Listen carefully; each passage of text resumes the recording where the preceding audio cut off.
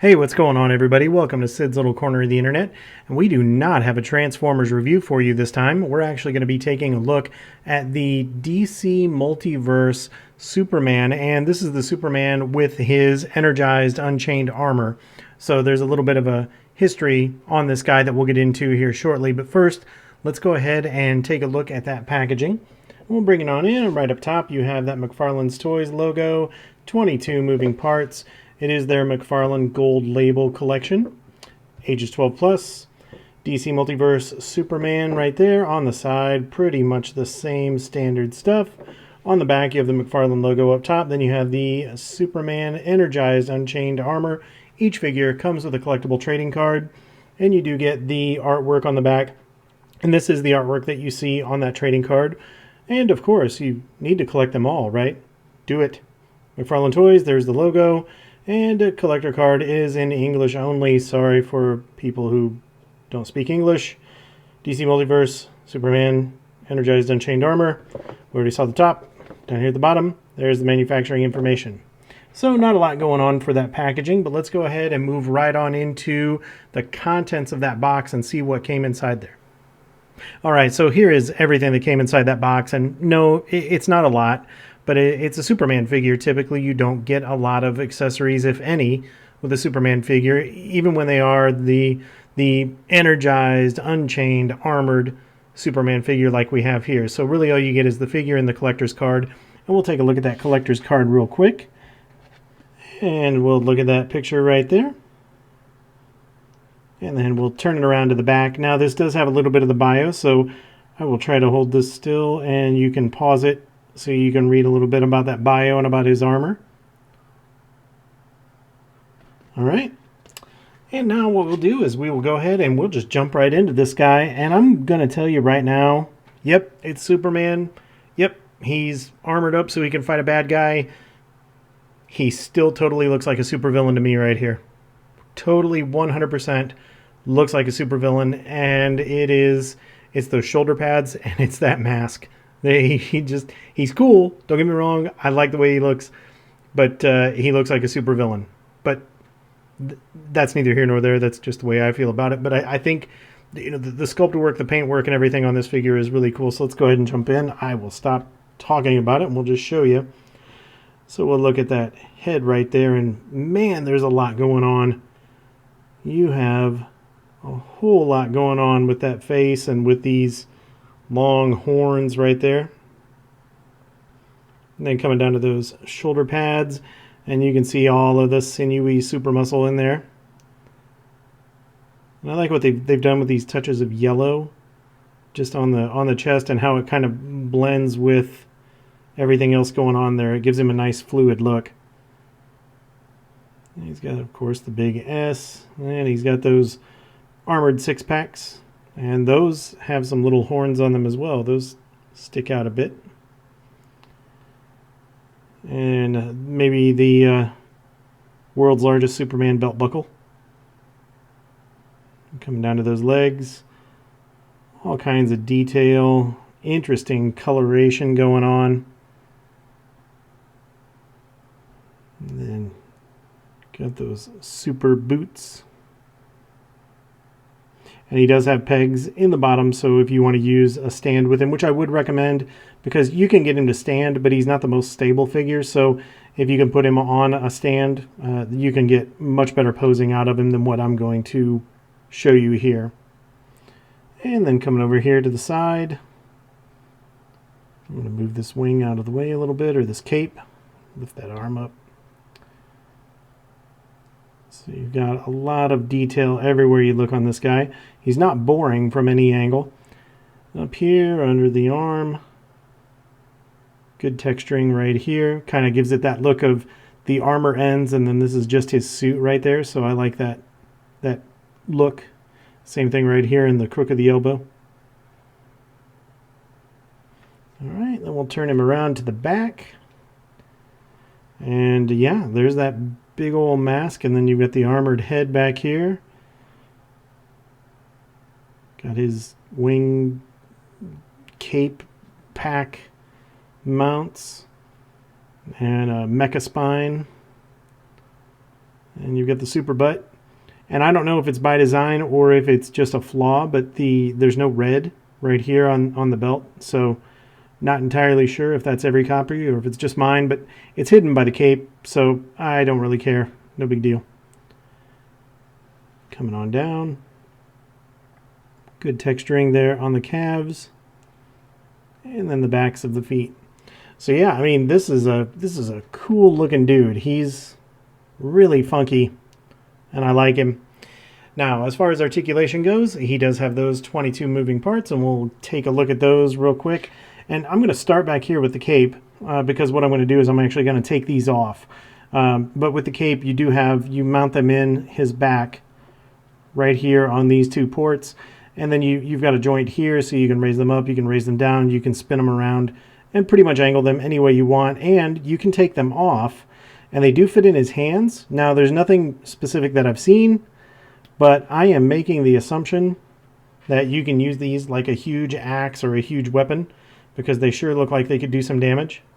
So there you go. All right. Yeah, let's go ahead and take this one off. That way we've got them out of the way for all the other articulation. Now, as far as the head goes, you get a little bit of side to side. You can get a little bit of up, a little bit of down. You could go all the way around with that head if you choose to do so. And then you do have a butterfly, albeit not a lot, but you do have a butterfly right there. And then you get up that far, and then you can come all the way around with that shoulder. And you have bicep rotation right here. So you can take that all the way around, and you get just not even really close to 90 on that elbow bend. I would have liked to have seen a little bit more, or maybe put a double joint right here. But that's really all you get. And then down here at the wrist, you do get the wrist rotation, and then you do get the ability to tilt that wrist up and tilt that wrist down a little bit. Well, up, down, in and out. So depending on the angle, if you want to do something like that,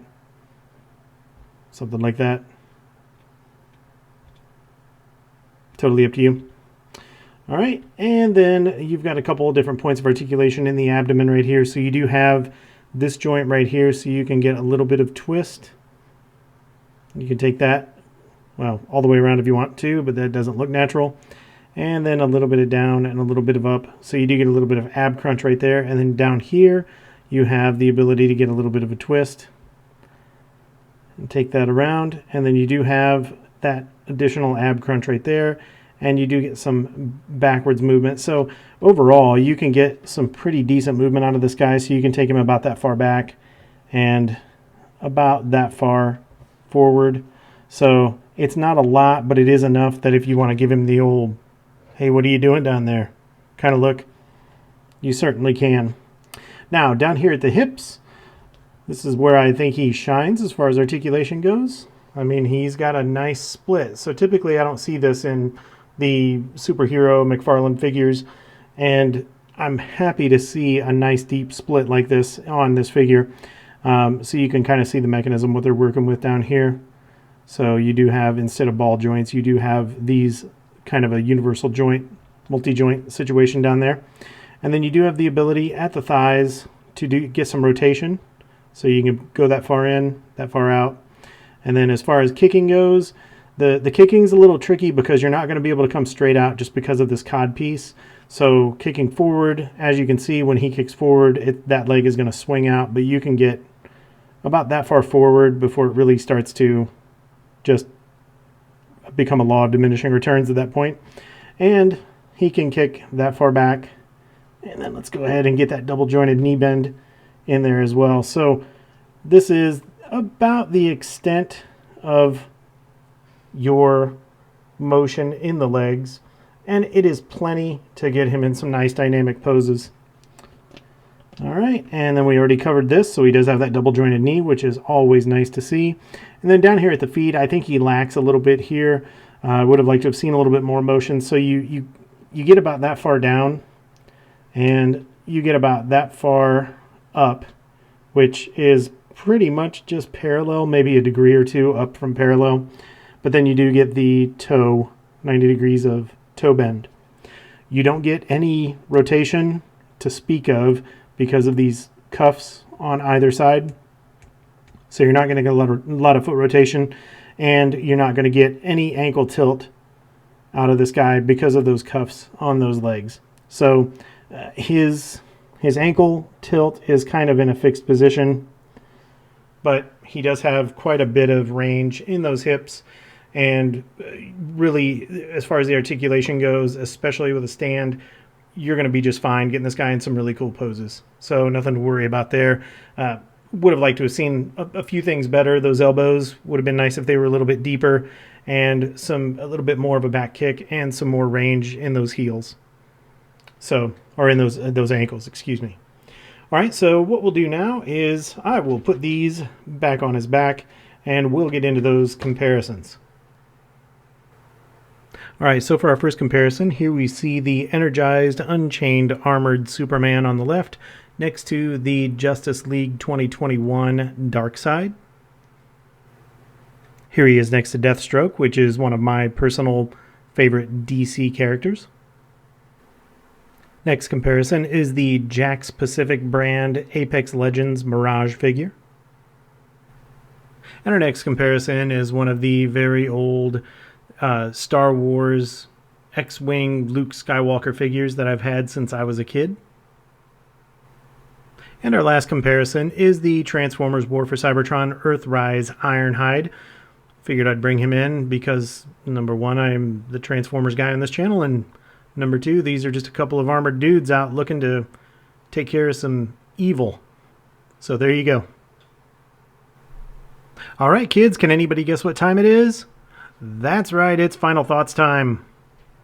All right, so let's talk briefly about the Energized Unchained Armor Superman from the DC Multiverse line. In short, I like this figure. I think he is really cool looking. I absolutely love the look of this guy. He does have shortcomings, a lot of that in that articulation, but I think he makes up for it in the looks and the overall shelf presence.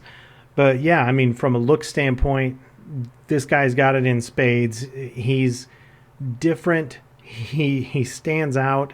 That armor looks great. The detail, the molded in detail, the paint, all of that looks good. And I don't care what anybody says, he totally looks like a supervillain with that armor on. He does get a little weak in the articulation for me, as far as I'm concerned, for the lack of the elbow bend. I would have liked to have seen more of an elbow bend there, and I would have liked to have seen some more range of motion in those feet in particular. I think that really could potentially hinder posability if you don't use a stand on him. As far as accessories go, he comes with his cape, which breaks down, which you can use as weapons, which is more than what you get from most Superman figures, so I'm not even sweating it on the accessories go. Overall quality on this guy, yeah, I mean, he came with everything he was supposed to. He does everything that he was supposed to do. The only thing that I could potentially see is on the back of the belt. I don't know if that paint is missing or if it's supposed to be that way. So I'm not going to ding him or anything on the overall quality. And yeah, I think for the most part, this is a $20 US figure that we picked up at Walmart. And from a value standpoint, I think he's worth it. You know, particularly for somebody who is into the DC Multiverse action figure collecting, he's definitely worth picking up. Somebody who's a Superman fan, he's definitely worth picking up. But somebody who's just a casual, I don't know if there is such a thing, but somebody who is just a casual action figure collector, they might not know or care enough about the background, and this guy may not look enough like a Superman to care. He's definitely not that traditional red and blue style that we know for Superman, so it may not be everybody's cup of tea, but if you are deep into Superman and that mythology and you like the DC Multiverse characters, then I think this would be a no-brainer to pick up. So with that, that's going to wrap the review up. I hope you guys enjoyed it. I hope you learned a little bit about the figure, and I hope we were able to help you make a purchasing decision. So if you haven't already done so and you enjoyed what you saw, please be sure to hit that like button. Be sure to subscribe to the channel, as we'll be bringing more of these to you, and feel free to leave some comments and let me know what your thoughts are on this guy. I still contend he would be an awesome supervillain. So with that, guys, we're wrapping it up. Until we see you in the next review, take care.